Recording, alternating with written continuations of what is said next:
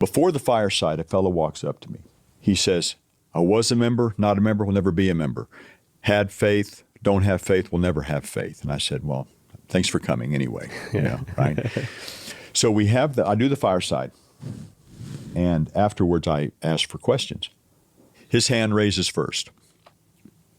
I call on him. He says, I'm an attorney like you. He says, I can't prove faith exists, so I can't have faith. What do you say to that? I say, well, let me ask you a question. Do you love your wife?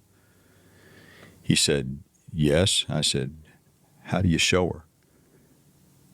How does she know? And he said, I do nice things for her.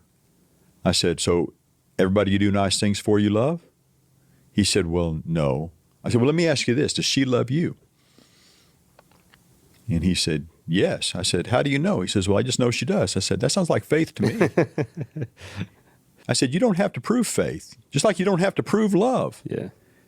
He had never heard that before. He had never thought of it from that perspective. He emailed me the very next day, and he said, no one's ever explained that and taken the time to explain, I don't have to prove faith. I can have faith like I can have love and not have to prove it. He said, I've already talked to my wife's bishop. I'm coming back to the church. Wow.